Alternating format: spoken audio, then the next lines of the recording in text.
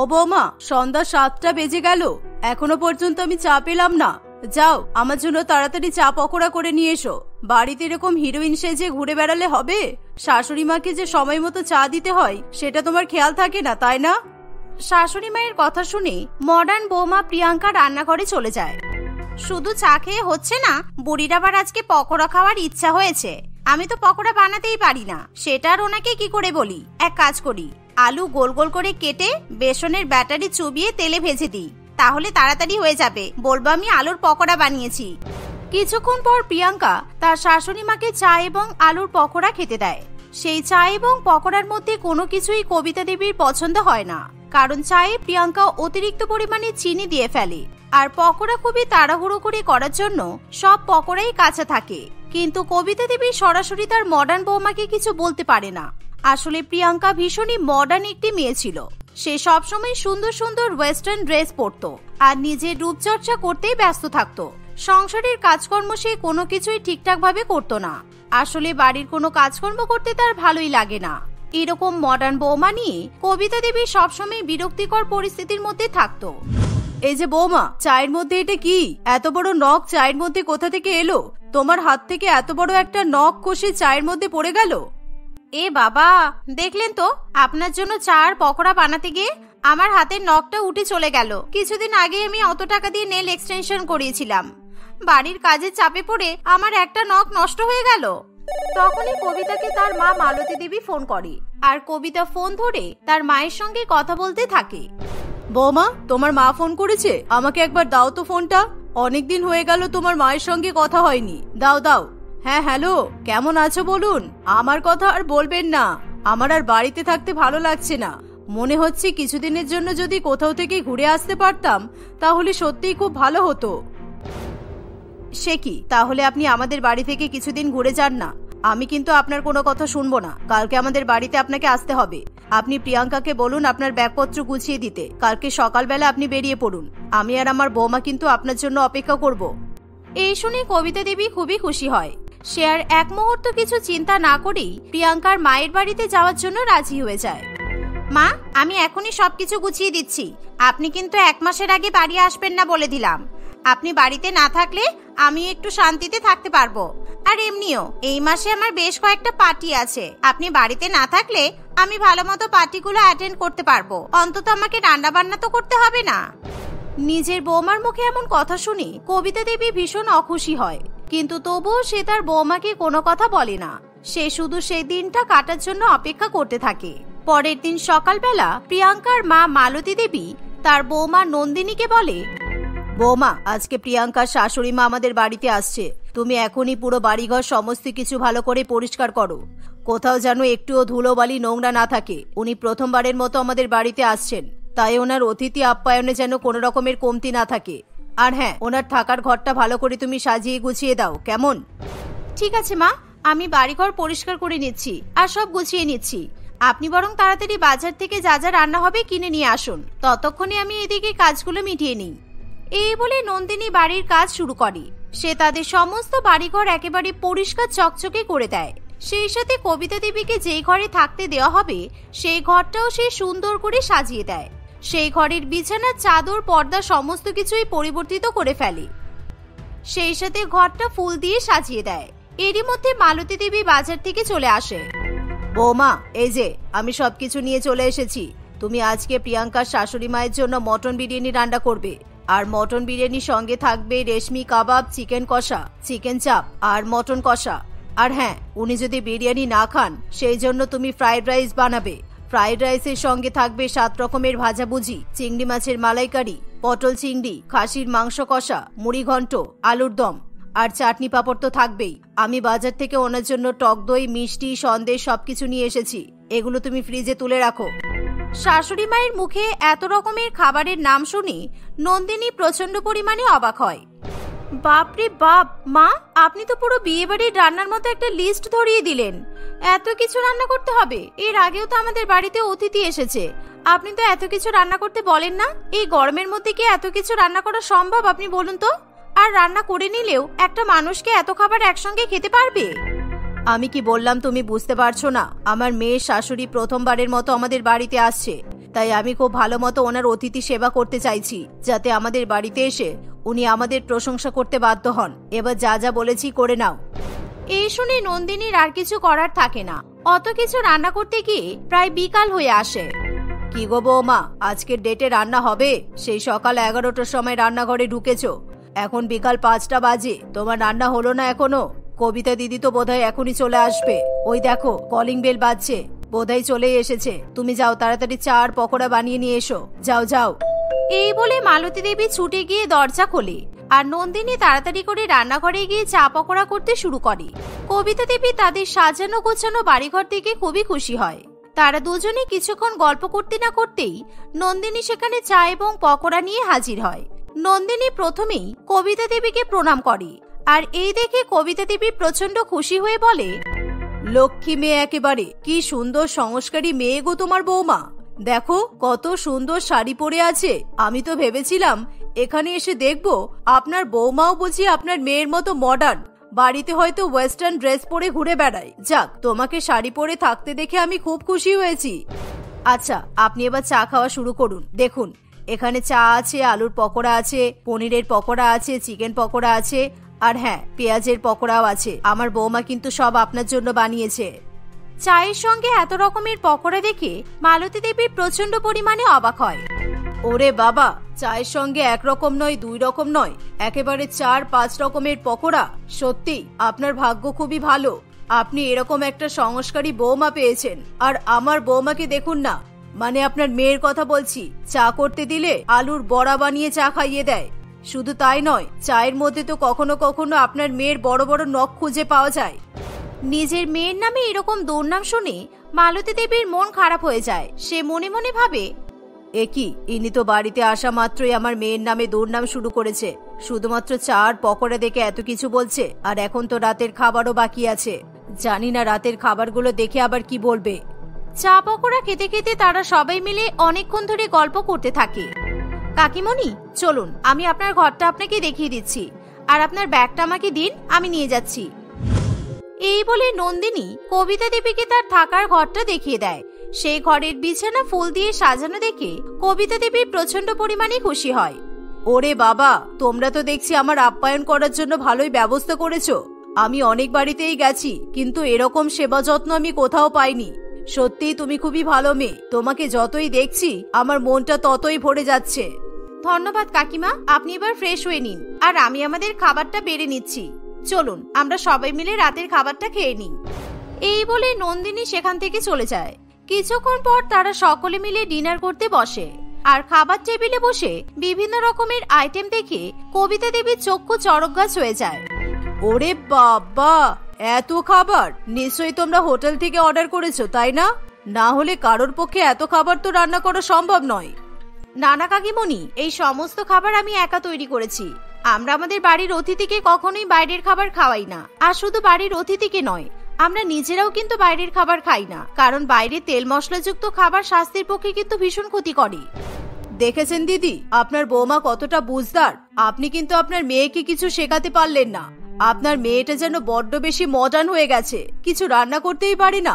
বেশিরভাগ দিন অনলাইন থেকে খাবার অর্ডার করে খাইয়ে দেয়। যদি কিছু রান্না করতে বলি, একটা তরকারি আর ভাত ছাড়া কিছুই রান্না করতে চায় না। আসলে বুঝতেই তো পারছেন, প্রিয়াঙ্কা আমাদের বাড়ির একমাত্র মেয়ে। আমরা ছোটবেলা থেকেই ওকে বাড়ির কোনো কাজকর্ম করতে দেইনি। সেই জন্যই আমার মেয়ে বাড়ির কাজকর্ম সেরকম ভাবে পারে না। তবে আশা করছি সময়ের সঙ্গে সঙ্গে সবকিছু শিখে যাবে। ও আচ্ছা আচ্ছা, নন্দিনী মা, তোমরা কয় ভাই বোন? তুমি ছাড়া তোমার আর কটা দিদি বা বোন আছে বলো তো? না না, আমার বাবা মায়ের আমি তো একমাত্র সন্তান। আমার দাদা ভাই বোন কেউ নেই, আমি একাই। আচ্ছা, তাহলে তুমি বাবা মায়ের একমাত্র সন্তান হবার পরও ঘর সংসারের এত কাজকর্ম কিভাবে শিখলে? বুঝেছি, তোমার বাবা মা নিশ্চয়ই ছোটবেলা থেকে তোমাকে বাড়ির সমস্ত কাজকর্ম করাতো, তাই তো? এই শুনে মালতী দেবীর মনে মনে খুবই রাগ হয়। সে কিছুতেই তার মেয়ের নামে এরকম দুর্নাম সহ্য করতে পারে না, কিন্তু তা সত্ত্বেও সে কবিতা দেবীর মুখে মুখে কিছু বলতেও পারে না। এখন তো মনে হচ্ছে এনাকে আমাদের বাড়িতে ডেকেই আমি মহা ভুল করে ফেলেছি। আমার বৌমাকে আমি এত আয়োজন করতে বললাম, ভেবেছিলাম ইনি হয়তো দেখে খুশি হবে, কিন্তু এ তো দেখছি আমার মেয়ে আমার বৌমার মধ্যে তুলনা করছে আর আমার মেয়ের নামে দুর্নাম করছে। না না কাকিমণি, এরকম ব্যাপার নেই। আমি যখন বাড়িতে থাকতাম তখন আমিও কোনো কাজকর্ম করতে পারতাম না, কিন্তু বিয়ের আগে আমার মা আমাকে সবকিছু শিখিয়ে তবেই শ্বশুর বাড়িতে পাঠিয়েছে। বুঝলাম, তোমাদেরও তো উচিত ছিল প্রিয়াঙ্কাকে সবকিছু শিখিয়ে তবেই শ্বশুর বাড়িতে পাঠানো। প্রিয়াঙ্কা বাড়ির কোনো কাজকর্ম পারে না, সারা দিন মেকআপ নিয়ে পড়ে থাকে, রূপচর্চা করতে থাকে, প্রত্যেক দিন বন্ধুদের সঙ্গে বাড়ির বাইরে বেরিয়ে যায়। আর বিশেষ করে ও তো পার্টি করতে এত ভালোবাসে, পার্টির কথা বললে ও নিজের স্বামী শাশুড়ি মা সবাইকে ভুলে যায়। এভাবেই কবিতা দেবী নন্দিনী এবং তার শাশুড়ি মায়ের সামনে প্রিয়াঙ্কার অনেক অনেক দুর্নাম করতে থাকে। আচ্ছা দিদি, খাবার কিন্তু ঠান্ডা হয়ে যাচ্ছে, নিন এবার খাওয়া শুরু করুন। আসলে আপনি প্রথমবারের মতো আমাদের বাড়িতে এসেছেন, তো সেই কারণে আমরা অনেক খুশি হয়ে একটু বেশি কিছু আয়োজন করেছি। এই শুনে কবিতা দেবী খাবার খাওয়া শুরু করে। খাবার খাওয়ার পর সে নন্দিনীর আবার অনেক অনেক প্রশংসা করে, আবার বেশ কিছুক্ষণ ধরে প্রিয়াঙ্কার দুর্নাম করে ঘুমাতে চলে যায়। পরের দিন সকালবেলা নন্দিনীকে খুব সকালবেলা ঘুম থেকে উঠতে দেখে কবিতা দেবী আবার প্রিয়াঙ্কার দুর্নাম করা শুরু করে দেয়। এভাবেই দেখতে দেখতে 2 সপ্তাহ কাটে। 2 সপ্তাহ পর কবিতা দেবী একভাবে শুধুমাত্র নন্দিনীর প্রশংসাই করে যায় আর নিজের বৌমা অর্থাৎ প্রিয়াঙ্কার দুর্নাম করে। কিন্তু এই 2 সপ্তাহের মধ্যে নন্দিনীর অবস্থা প্রচন্ড পরিমাণে খারাপ হয়ে যায়। সংসারের কাজকর্ম করতে করতে সে একেবারে নাজেহাল হয়ে পড়ে। 2 সপ্তাহ পর কবিতা দেবী যখন বাড়িতে ফিরে যাওয়ার সময় আসে, তখন সে বলছি আমি কিন্তু বাড়িতে গিয়েই আপনাদের মেয়েকে এখানে পাঠিয়ে দেব। এখানে এসে আমি একটা জিনিস খুব ভালো মতো বুঝতে পেরেছি, আপনাদের বাড়ির মডার্ন মেয়ের সঙ্গে আমার ছেলের বিয়ে দেওয়া একেবারেই উচিত হয়নি। আমার তো আপনার বৌমা নন্দিনীকে খুব পছন্দ হয়েছে, কিন্তু এখন তো আর কিছু করার নেই। তবে আপনারা চাইলেই এখনো কিন্তু অনেক কিছুই করতে পারেন। মানে আপনি কি বলছেন? আমি কিন্তু আপনার কথা বুঝতে পারলাম না। আমি বললাম প্রিয়াঙ্কাকে কয়েক মাসের জন্য আপনাদের বাড়িতে পাঠিয়ে দেব। আপনি আর আপনার বৌমা প্রিয়াঙ্কাকে ভালো করে সংসারের কাজকর্ম শিখিয়ে দেবেন। আর নন্দিনী মা, তুমি তোমার ননদকে কিন্তু সব শিখিয়ে দেবে কিভাবে বড়দের সম্মান করতে হয়, কিভাবে লক্ষ্মী মেয়ে হয়ে সংসার গোছাতে হয়। ও সবকিছু শিখে গেলে তবেই আমি ওকে আবার নিজের বাড়িতে নিয়ে যাব। এই কথা শুনে নন্দিনী এবং তার শাশুড়ি মা দুজনেরই মন খারাপ হয়ে যায়। আর সত্যি সত্যি কবিতা দেবী নিজের বাড়িতে গিয়ে তার মডার্ন বৌমা প্রিয়াঙ্কাকে কয়েক মাসের জন্য বাপের বাড়িতে পাঠিয়ে দেয়। বৌদি, তোমার কি দরকার ছিল আমার শাশুড়ি মায়ের অত আদর যত্ন করার? দেখলে তো তোমার জন্য আজকে আমাকে বাপের বাড়িতে এসে থাকতে হচ্ছে। আমার শাশুড়ি মা আমাকে অনেক কথা শুনিয়েছে। কি আর করবো বলতো মা, এবার তোকে ভালো করে কাজকর্ম শিখতে হবে, এছাড়া যে আর কোনো উপায় নেই। তোর শাশুড়ি মাকে এই বাড়িতে ডাকাই আমার ভুল হয়েছিল। আমরা তো ভেবেই নিয়েছি তোর শাশুড়ি মাকে এই জন্মে আর কখনো আমাদের বাড়িতে ডাকবো না। তোর শাশুড়ি মায়ের অতিথি আপ্যায়ন করতে গিয়ে আমি নিজের পায়ে নিজেই কুড়ুল মেরেছি, আমাকে ক্ষমা করে দে তুই। বাবা, মেকআপের দিদি, তোমার এখন আসার সময় হলো? তোমার জন্য আমি আর আমার বোন কখন থেকে অপেক্ষা করছি। আর একটু পরেই তো আমরা দুজনে বিয়ের মণ্ডপে বিয়ে করতে যাব। এক কাজ করো, তুমি সবার আগে আমার কালো বোনকে ভালো করে মেকআপ করে দাও, কারণ ওর গায়ের রংটা কালো। ওকে একটু ফর্সা করতে তোমার অনেক বেশি সময় লেগে যাবে। দিদি, তুই এরকম করে বলিস না। আর মেকআপ করে আমাকে ফর্সা করার কোনো দরকার নেই, কারণ আমার হবু বর আমাকে এই রঙেই পছন্দ করেছে। ঠিক আছে, তোমরা দুজনে এবার কথা বন্ধ করো। আমি তাহলে প্রথমে কমলার মেকআপ করে দিচ্ছি, আর তারপর রঞ্জিতা তোমাকে আমি আরো সুন্দর করে মেকআপ করে দেব। মেকআপ আর্টিস্টের এই কথা শুনে এবং নিজের দিদির এরকম অপমানজনক কথাবার্তায় কমলার ভীষণ খারাপ লাগে, কিন্তু সে বিয়ের দিন তার দিদিকে আর কোনো কথা বলে না। কয়েক ঘন্টা পর দুজনে মিলে মেকআপ করে বিয়ের মণ্ডপে গিয়ে উপস্থিত হয়। সেখানে গিয়ে রঞ্জিতা কমলাকে অপমান করতে ছাড়ে না। সে অনেক খারাপ খারাপ কথা বলতে শুরু করে। কালো, এই কালো মেয়ে, এই রুমালটা দিয়ে তোর মুখটা ভালো করে পরিষ্কার করে নে, কারণ তুই গরমে ভীষণ পরিমাণে ঘেমে যাচ্ছিস। তাড়াতাড়ি করে আমার রুমালটা দিয়ে মুখটা মোছ। ঠিক আছে দিদি, আমি রুমাল দিয়ে আমার মুখের ঘাম মুছে নিচ্ছি। আর আমাকে রুমাল দেওয়ার জন্য অনেক ধন্যবাদ। আমাকে ধন্যবাদ বলছিস কেন? কারণ আমার তো তোর মেকআপ কিংবা তোর গায়ের রং নিয়ে কোনো চিন্তা নেই। তুই ঘেমে গিয়ে তোর গায়ের কালো রং যদি সবাই দেখে নেয় তাহলে আমার বিয়ে ভেঙে যাবে, কারণ আমার মতো এত সুন্দর ফর্সা মেয়ের বোন এরকম কালো আমার শ্বশুর বাড়ির লোক কিন্তু মেনে নিতে পারবে না। রঞ্জিতার এমন কথা শুনে কমলার চোখে জল আসে, কিন্তু সত্যিই তার গায়ের রং খুব কালো হওয়ায় সে তার দিদির কোনো কথায় প্রতিবাদ করে না। কিছুক্ষণের মধ্যেই রঞ্জিতার সঙ্গে রাজুর এবং কমলার সঙ্গে স্বপনের বিয়ে হয়ে যায়। ছোটবেলা থেকেই কমলার গায়ের রং কালো হওয়ার জন্য সে সবার কাছে অপমানিত হয়ে এসেছে। ধীরে ধীরে তারা যতই বড় হতে থাকে তাদের বাবা রমাকান্ত বাবু দুই মেয়ের বিয়ে নিয়ে খুবই চিন্তা করতে শুরু করে। বিশেষ করে কালো কমলার বিয়ে নিয়ে সে সবসময় দুশ্চিন্তায় ভোগে। কিছুদিনের মধ্যেই ফর্সা রঞ্জিতার বড়লোকের ছেলের সঙ্গে বিয়ে ঠিক হয়, আর গরিবের ছেলে স্বপন কমলাকে বিয়ে করে। বিয়ের পর কমলা, তুমি একদম মন খারাপ করো না, কারণ আমি বিয়ের মণ্ডপে শুনেছি তোমার ফর্সা দিদি তোমাকে ভীষণ পরিমাণে অপমান করছিল, আর তখন আমার খুব খারাপ লেগেছিল। না না, আমি কোনো কিছু মনে করিনি, কারণ আমার দিদি সবসময় ছোটবেলা থেকে আমাকে এরকম ভাবে অপমান করেছে। না তবুও এখন যেহেতু তোমার সাথে আমার বিয়ে হয়ে গেছে, তাই তোমাকে কেউ এরকম অপমান করুক আমি তো সহ্য করবো না। তোমার গায়ের রং কালো হলেও তুমি আমার কাছে সবচেয়ে বেশি সুন্দরী। কারণ আমার দিদি সবসময় ছোটবেলা থেকে আমাকে এরকম ভাবে অপমান করে, তাই এখন আমি আর কিছু মনে করি না। আমি জীবনে কখনো আমার স্বামীর কাছে এরকম ভালোবাসা পাবো আমি স্বপ্নেও ভাবতে পারিনি। তাই আমি তোমাকে পেয়ে অনেক খুশি। তোমাকে পেয়ে আমি আমার জীবনের গায়ে কালো রঙের জন্য সব অপমান ভুলে গেছি। তুমি শুধু আমাকে ছেড়ে যেও না কখনো। কমলার চোখে জল দেখে স্বপনের ভীষণ কষ্ট হয়, তাই সে নিজের হাত দিয়ে কমলার চোখের জল মুছিয়ে দেয়। এভাবেই দেখতে দেখতে 1 বছর কাটে, আর তাদের দুই বোনের বিবাহ বার্ষিকীর দিন চলে আসে। সেই দিনে রাজু তার সুন্দর ফর্সা বউয়ের জন্য একটা সোনার আংটি কিনে নিয়ে আসে। এর ফলে রঞ্জিতার বুক গর্বে ভরে ওঠে। এমন একটা শুভ দিনে রমাকান্ত বাবু তার দুই মেয়েকেই ফোন করে। সে তার দুই মেয়েকে বাপের বাড়িতে আসার কথা বলে। 1 বছর হয়ে গেছে মা, আমি তোদের দুজনের মুখ দেখেনি, তাই তোদের মাও ভীষণ পরিমাণে কষ্ট পাচ্ছে। আজকে তোদের বিবাহ বার্ষিকী, তাই আমরা দুজনে তোদেরকে আমন্ত্রণ জানাচ্ছি। তোরা সকাল 10টার ট্রেনে গ্রামে চলে আই, কেমন? তারপর আমরা একসাথে সবাই মিলে খাওয়া দাওয়া করবো। ঠিক আছে বাবা, আমি আসছি, কিন্তু আমার বড়লোক বরের জন্য দামি দামি খাবার দাবারের ব্যবস্থা করে রাখবে। ও কিন্তু ডাল ভাত খায় না। হ্যাঁ বাবা, আমারও তোমার আর তোমার মায়ের জন্য ভীষণ কষ্ট হচ্ছে, তাই আমি আর স্বপন কিছুক্ষণের মধ্যে গ্রামে গিয়ে পৌঁছাচ্ছি। আর শোনো, তুমি কিন্তু আমাদের জন্য বেশি কিছু খাওয়া দাওয়ার ব্যবস্থা করো না, কারণ মায়েরও তো বয়স হয়েছে, তাই মা বেশি রান্না বান্না করতে পারবে না। আর তোমারও তো বয়স হয়েছে, তাই তোমাকে বেশি বাজারঘাটও করতে হবে না। পারলে আমি আর স্বপন তোমাদের জন্য বরং মাংস কিনে নিয়ে যাব। এই বলে কমলা ফোন রেখে দেয়। রমাকান্ত বাবুর নিজের কালো ছোট মেয়ের উপর গর্ব হয়, কারণ সে বরাবরই ভীষণ সংস্কারী এবং ভদ্র প্রকৃতির ছিল। সে কখনোই তার দিদির মতো বদমাইশ এবং অহংকারী নয়। কিছুক্ষণের মধ্যে ট্রেনে করে তারা দুই বোন তাদের নিজের নিজের স্বামীদেরকে নিয়ে বাপের বাড়িতে গিয়ে উপস্থিত হয়। কালো ছোট বোনকে দেখা মাত্রই রঞ্জিতা আবার তাকে অপমান করা শুরু করে। কিরে, 1 বছর হয়ে গেল, আমার সাথে তো সম্পর্ক রাখা ভুলেই গেছিস। আমি ভেবেছিলাম বিয়ের পর শ্বশুর বাড়ির জল পড়ে তোর গায়ের রং হয়তো একটু খুলবে, কিন্তু তোর গায়ের রং তো আরো কালো হয়ে গেছে। তোর বর তোকে অনেক খাটাই বল, আমার মতো তুই সুখী নেই, তাই না?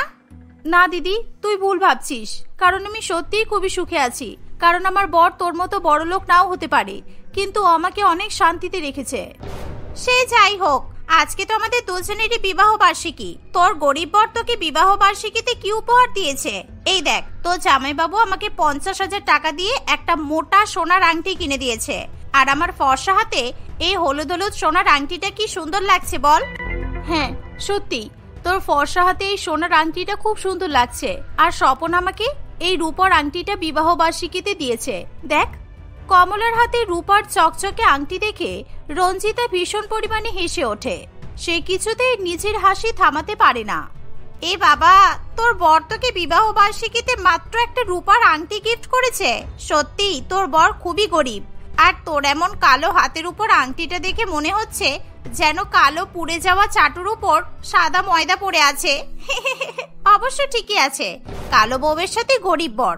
ইস সত্যি, কালো মেয়েদের বিয়ের আগেও ভাগ্য খারাপ থাকে আর বিয়ের পরেও ভাগ্য খারাপ হয়। আমার তো তোর জন্য খুবই কষ্ট হচ্ছে রে বোন।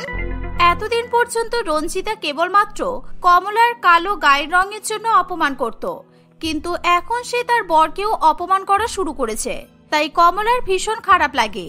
সে তার দিদির উপর প্রচন্ড রেগে যায়, কিন্তু সে তবুও চুপ করে সমস্ত অপমান সহ্য করে। যতদিন তারা বাপের বাড়িতে থাকে ততদিনই রঞ্জিতা তার কালো বোনকে অপমান করে। এভাবেই দেখতে দেখতে কিছুদিন কাটে। একদিন দুই বোন আবার শ্বশুর বাড়িতে ফিরে যায়। এই দেখুন, আমি আপনাদের বিবাহ বার্ষিকী উপলক্ষে আরো 2টা সুন্দর জিনিস কিনে নিয়ে এসেছি। এসব দেখলে তোমার মন ভরে যাবে। স্বপন নিজের বিবাহ বার্ষিকী উপলক্ষে একটা মোমো তৈরি করা স্টিমার এবং একটা বড় কড়াই কিনে নিয়ে চলে আসে। এই দেখে কমলা ভীষণ পরিমাণে হেসে ওঠে, কারণ বিবাহ বার্ষিকীর এরকম অভিনব উপহার কমলা কোনোদিনও চোখেও দেখেনি। তুমি আমাদের বিবাহ বার্ষিকী উপলক্ষে কড়াই আর মোমো তৈরি করার স্টিমার কিনে এনেছো। সত্যি তুমি পারো বটে। সবজি বিক্রি করতে করতে তোমার মাথাটা মনে হয় খারাপ হয়ে গেছে। আমি তোমাকে রূপোর আংটি গিফট করেছি, আর এটা তোমার তরফ থেকে আমার জন্য বিবাহ বার্ষিকীর উপহার। কারণ আমি ভেবেছি এখন সবজি বিক্রি করার সাথে সাথে সন্ধ্যাবেলা মোমো আর চাউমিন বিক্রি করব, তাতে আমাদের অনেক টাকা ইনকাম হবে। নিজের টাকা দিয়েই তো জিনিসপত্র কিনে এনে উপহার দিচ্ছ, আর বলছো আমি তোমাকে উপহার দিয়েছি। ঠিক আছে, তোমার যা ইচ্ছা হয় তুমি তাই করো, আর তোমাকে এই কাজ করতে আমি অনেক সাহায্য করব। এই কথা শুনে স্বপন খুবই খুশি হয়। সেই দিনের পর থেকে স্বপন দিনের বেলা সবজি বিক্রি করে আর সন্ধ্যাবেলা মোমো তৈরি করে। ফলে দুই বেলা সে নিজেকে কাজে ব্যস্ত করে দেয়। ধীরে ধীরে অনেক গ্রাহকরা স্বপনের দোকানে মোমো এবং চাউমিন খেতে চলে আসে। এর ফলে তাদের দোকানে যতই ভিড় বাড়তে থাকে ততই স্বপন খাবার দাবার বিক্রির উপর এর ফলে তাদের ব্যবসার অনেক উন্নতি ঘটে, আর স্বপন অনেক টাকা রোজগার করতে থাকে। এভাবেই দেখতে দেখতে আরো 1 বছর কেটে যায়। কমলা, তোমার মনে আছে আজকে কি দিন? আর সেই দিন উপলক্ষে আমি তোমার জন্য একটা খুব সুন্দর গিফট নিয়ে এসেছি। এই দেখো, এটা সোনা আর হীরা দিয়ে তৈরি একটা আংটি। আজকে তো আমাদের অ্যানিভার্সারি, তোমার মনে নেই? আর এই দেখো, এই আংটিটার মধ্যে আমাদের দুজনের নামও লেখা আছে। তোমার মনে আছে আজকে আমাদের বিবাহ বার্ষিকী?